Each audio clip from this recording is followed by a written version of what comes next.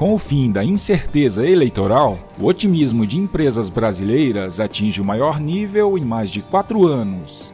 Em outubro, o indicador que mede a expectativa com os negócios alcançou o maior nível dos últimos 4 anos, aponta em relatório a IHS Markit, empresa de informações. A confirmação da vitória do capitão aumentou a confiança na atividade das empresas e também teve influência positiva em suas perspectivas de receita, lucro, empresa e investimento, mostra o documento. A injeção de confiança é baseada na percepção de que o novo governo eleito vai gerar estabilidade monetária, econômica e política. E na Bolsa de Valores a euforia é enorme. O mercado espera uma enxurrada de dinheiro vindo de investidores estrangeiros já em 2019.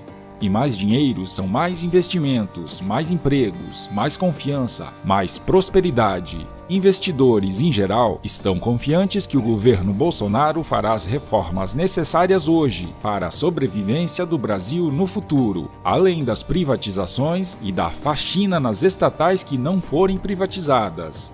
Um exemplo é o Banco do Brasil, onde centenas de executivos foram apadrinhados pelo PT.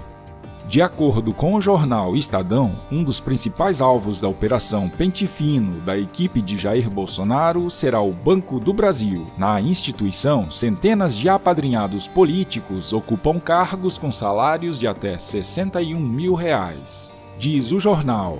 Nos governos do PT, o Banco do Brasil passou por uma ampliação de sua estrutura de comando. Além de 9 vice-presidentes, salários de R$ 61.500 cada e 27 diretores com salário de R$ 47.700.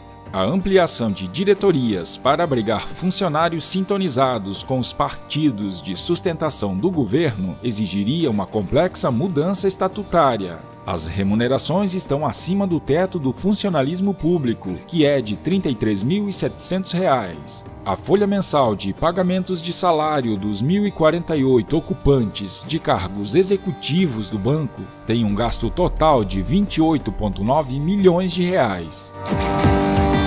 Nós já sabíamos, mas agora foi provado que a intenção da mídia era sabotar a eleição de Bolsonaro com a mentira de que a campanha do capitão teria sido impulsionada com dinheiro e de forma irregular.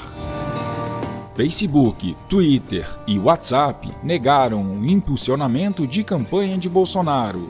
As empresas informaram ao TSE que a campanha do presidente eleito não pagou pela disseminação de conteúdo na internet.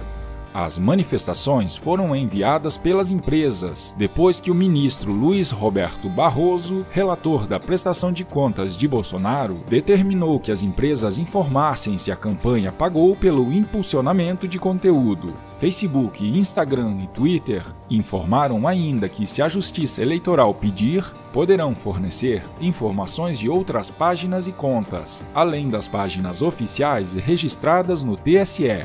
Esta foi a primeira eleição com permissão para o impulsionamento de conteúdo para fins eleitorais. Como regra, contudo, precisava ser identificado de forma inequívoca e contratado exclusivamente por partidos políticos, coligações, candidatos ou representantes. Esta seria uma ótima oportunidade para que a Folha de São Paulo demonstrasse quais foram as fontes de afirmação categórica de que houve impulsionamento de conteúdo no WhatsApp por parte de empresários apoiadores de Bolsonaro.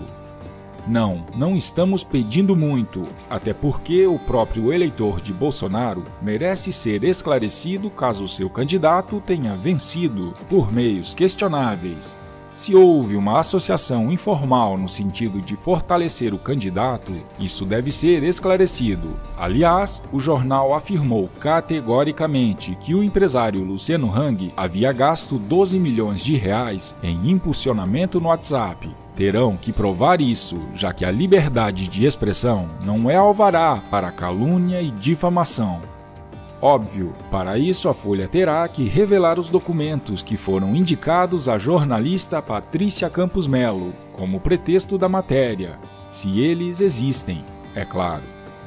E o FHC, hein? qualquer aliança entre PSDB e MST para filtrar Bolsonaro. O tucano petista usou as redes sociais para defender que hajam alianças novas e que sentimentos contêm mais que partidos. Os partidos de oposição devem se juntar aos movimentos sociais e filtrar as ações do governo Jair Bolsonaro no interesse do Brasil, declarou o ex-presidente Fernando Henrique Cardoso.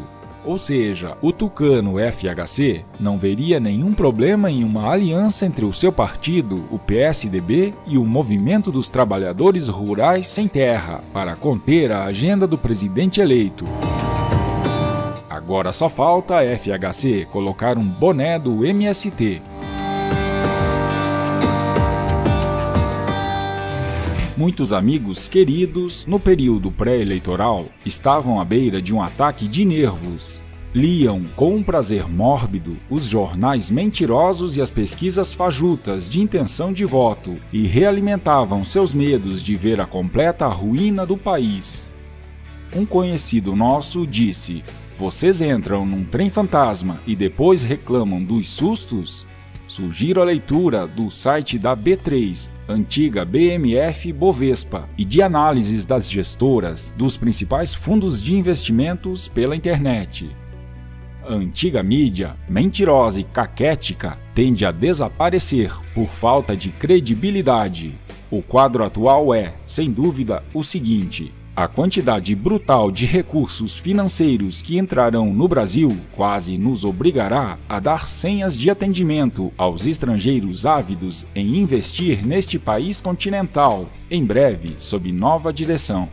Como quase tudo está por fazer, aplicaremos as tecnologias mais modernas na melhoria da infraestrutura e na produção agropecuária e industrial.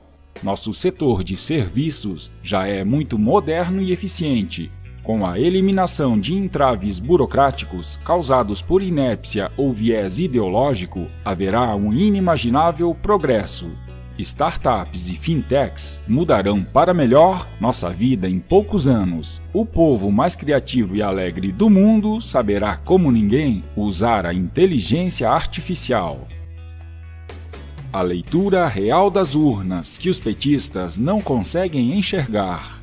Os petistas ainda não entenderam o que aconteceu. Vamos explicar. Quem venceu a eleição fomos nós, e não o Bolsonaro. Nós vencemos a eleição para ele. Nós vencemos sem partido. Nós vencemos sem o Jornal Nacional. Nós vencemos sem exércitos, MST e Companhia Limitada. Nós vencemos sem dinheiro. Nós vencemos sem horário político e propagandas milionárias. Nós vencemos sem a presença do candidato por mais de 30 dias hospitalizado. Nós vencemos sem Temer, FHC, Marina, Ciro, Alckmin, Barroso, Toffoli, Chico, Caetano, Segunda Instância, Folha, Estadão e o Diabo A4. Para falar a verdade, não sabemos como vencemos. O que sabemos é que vocês erraram o alvo, erraram feio, perderam um tempo danado tentando achar a culpa no capitão e não perceberam que o inimigo éramos nós, e não ele. Vocês esqueceram toda a tortura que nos fizeram durante esses 16 anos. Seus ídolos nos fizeram de idiotas e vocês riram na nossa cara de coxinha com o seu bafo de mortadela. Vocês se esqueceram de tanta crueldade feita contra esse povo. Vocês se esqueceram que cada real roubado saiu do bolso de um de nós. Vocês se esqueceram que tudo tem um limite e esse limite fomos nós. Nós os confortamos. Não se preocupem com o Bolsonaro, nós sabemos muito bem o que queremos. Se por uma fatalidade ele sair fora da linha, nós iremos sair com ele muito mais fácil do que saímos com a sua presidenta. Democracia não tem partido e bandeira, somente a vontade do povo.